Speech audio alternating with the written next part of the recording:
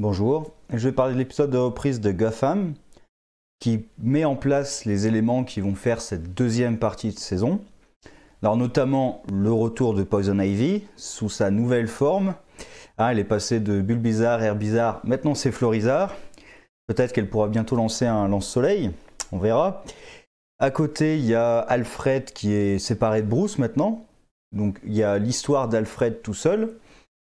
Il y a évidemment le doc avec Riddler.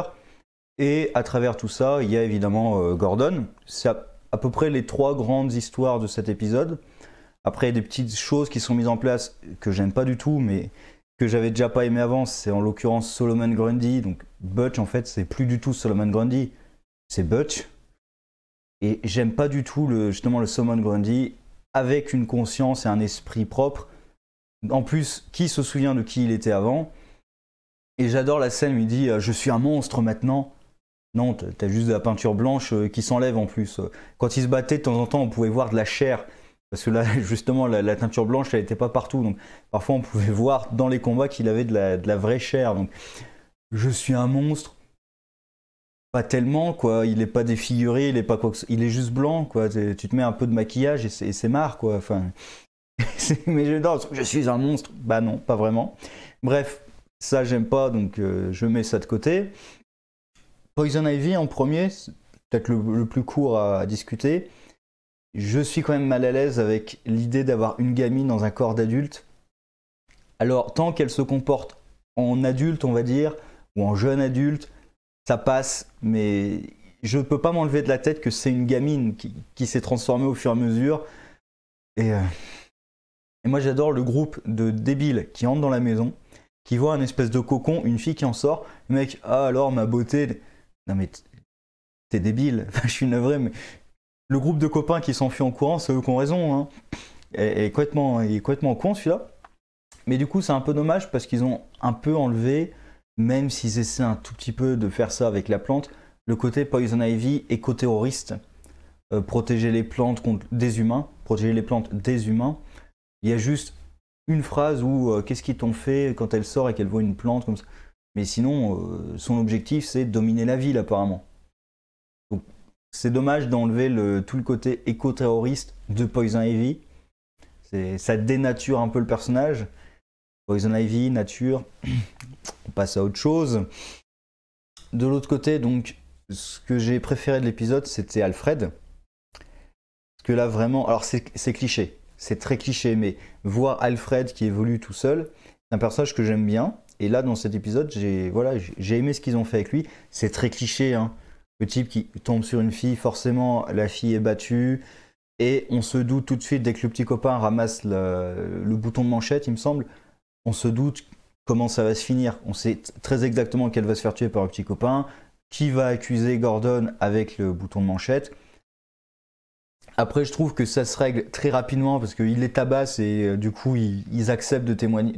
L'alibi tombe et Gordon dit plus ou moins qu'ils vont le forcer à avouer. Bon. Dans cet arc, j'ai aimé aussi la fin, quand Gordon retrouve Bullock. Alors déjà, les rôles s'inversent un petit peu parce que normalement dans les comics, c'est souvent Bullock qui est borderline, voire corrompu, et Gordon qui est le type bien propre sur lui, qui respecte les règles et tout. Et là, Gordon est au moins aussi corrompu et borderline que Bullock, voire plus. Parce qu'en plus, là, il a une relation avec la Falcon. Et il est au courant d'à peu près tout ce qu'elle a fait, mais il dit rien pour se protéger. Bref, ça inverse un peu la position de pouvoir. Et ce que j'adore, c'est Bullock qui lui dit un peu ses quatre vérités. Et voilà, c'est pas moi qui vais te confesser. Hein. Si t'as des problèmes de conscience, démerde-toi. C'est pas mon problème, c'est pas mon rôle. Laisse-moi tranquille, démerde-toi avec ta conscience. Là, ça fait du bien. Dans le côté aussi de dire les quatre vérités, c'est très court. J'aurais aimé que ça soit plus, mais c'est une Kyle qui charge un peu Bruce. Ça fait du bien parce que, oh là là, il se comporte vraiment comme un con depuis un moment. Là, c'est insupportable. Il faut vraiment qu'il y ait plus de personnages qui lui disent ces quatre vérités là, parce que il faut qu'il s'en prenne bien plein la tronche là. Surtout après ce qu'il a viré Alfred quand même. Il a viré Alfred. Il mérite de s'en prendre plein la tronche, franchement. Et le dernier passage, le dernier arc, qui était aussi pas mal. Surtout à la fin, parce que Toymaker ou Toymeister ou Toyman, il y a tellement de Toy quelque chose, je sais jamais lequel c'est. Il me semble que Toymaster c'est le gamin japonais, donc ça doit être Toyman ou Toymaker, le personnage là. Toymaker je pense, qui essaie de tuer Doc. Donc ça en soi, bof. Enfin, c'est pas trop mal. Toymaker justement, ils le font de façon quand même plutôt réaliste parce que Toymaker, le mec utilise des jouets pour tuer des gens, tu te dis ouais c'est quand même complètement con.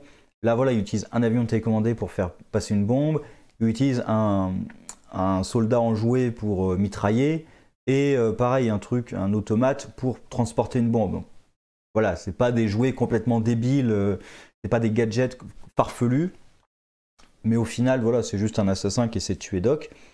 Et le rebondissement à la fin, en fait c'est Riddler dans il y a deux personnalités en Enigma, il y a Edward et il y a Riddler, et le fait que Riddler essaie en fait de se débarrasser de Doc, puisque c'est à cause de Doc si la personnalité d'Edward garde le contrôle en fait.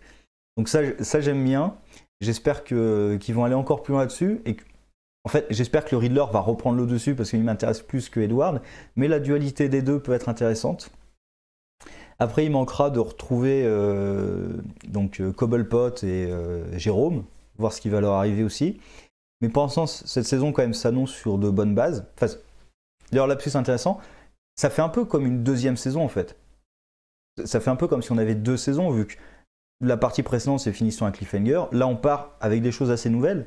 Poison Ivy, même si elle était présentée, c'est complètement nouveau, puisque c'est même une nouvelle transformation. Donc on part avec des statu quo aussi très différents. Ça fait quasiment deux saisons. Même si on va retrouver des éléments évidemment qui se répondent dans les deux. Et ben, j'attends avec impatience ce qu'ils vont faire, notamment avec Jérôme et Cobblepot, mais aussi avec Riddler. Alors Poison Ivy, beaucoup moins, parce que ses motivations, c'est quoi? C'est se venger parce qu'elle n'était pas prise au sérieux, c'est dominer la ville. Bof. Solomon Grundy, Butch, ça me motive pas des masses. Alfred, j'ai bien envie de voir ce qu'ils vont faire avec. Et ça me gênerait s'ils reprenaient directement le service avec Bruce. S'il acceptait facilement de reprendre du service avec Bruce, ça me gênerait quand même un petit peu. Parce que là, Bruce, il mérite qu'on lui mette un peu quelques claques dans la tête quand même. Un peu de plomb aussi.